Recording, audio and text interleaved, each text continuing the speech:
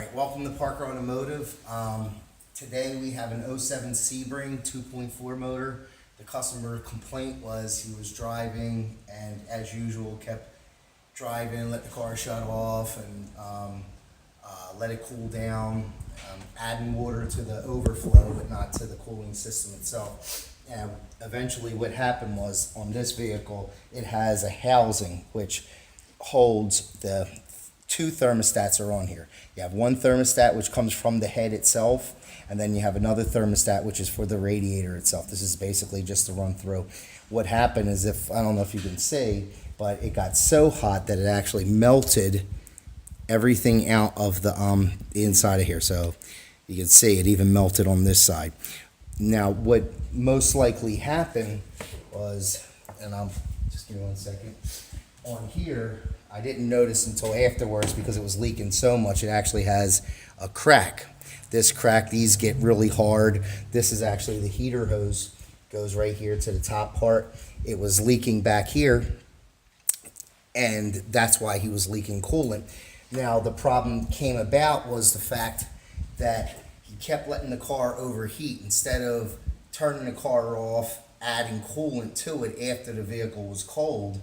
He probably could have made it here, but he just persistently drove it, which then caused us to have to replace the whole unit here instead of replacing just one hose. We end up replacing both hoses because I needed to check just to make sure. It's just better off replacing it all. That being said, right now what I'm going to be doing is I got to pressure the system now that I got this all back together. If there is no leaks, which right now I'm using the tool to run a vacuum on it. It's been holding for about 4 minutes. I'll let it hold for a little bit longer. And then I got to start the car up. I got to run it, make sure it comes up to operating temperature. But the bad part about this is when I drained out the antifreeze from the radiator, because he was adding water and coolant mixing it, and it's cold, it's wintertime, can't add water. I got to make sure that he doesn't have a water pump issue. And worst case scenario, because he did state he drove it for numerous amounts of miles from Cherry Hill all the way to West Philadelphia, which is a pretty long haul with it shutting off and everything. He may have created not only this problem here, he might have run the car dry, which then the lubrication inside the coolant actually lubricates the water pump. Finding all those little sparkly colored things, inside the coolant, that's a possible sign that he also damaged the water pump. That being said, overheating it for extended periods of time, I might have only drained out about 2 quarts of water out of this, which then he might have blown a head gasket. So now we have to go through all this. So just to make people realize, when you got a coolant leak, it's better to shut your car off. One time is enough to warp a head. That's as far as it goes. One overheat can cause you to blow a head gasket, but in this case, hopefully he did. Even on an iron block? On an aluminum, though this is an aluminum block, which, right, exactly.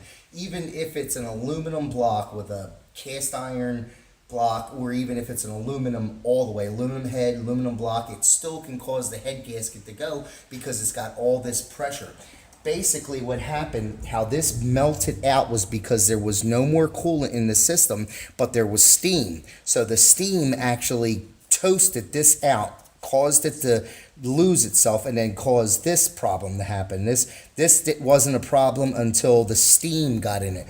Because this is able to handle the temperature in the vehicle, but it's not able to handle 600 degrees in steam. Steam's pressure is more. The systems in this only hold 16 psi. If this has low coolant in it and it has an ability to come out, that means steam has the ability to build up to, remember something, we used to run equipment on steam, so steam can be 150 psi, which that's probably what happened and caused this to melt out. That being said, this is that tool, that airlift tool that we had, and it's actually been working pretty good. So the system starts off, you add air to it. I actually got a little runoff here, so don't spray all over. You open up the gauge, and it'll actually push air through the system. You see how the hose the upper radiator hose is actually compressing. That's because it's pushing air through the system, purging it, and then pushing it back out through this hose here. I have it already set up so where we, in a bucket, so we can add 2 gallons of water, and then when we're done, we'll just add coolant to it. But that being said, thank you for watching Parker Automotive. I'm not trying to teach you how to fix a car, I'm just trying to give you pointers and also a recommendation when you're having a problem. One little small problem can cause an array of other issues, so it's better to stop. And that's about it. All right, thank you for watching Parker Automotive. God bless you and God bless America.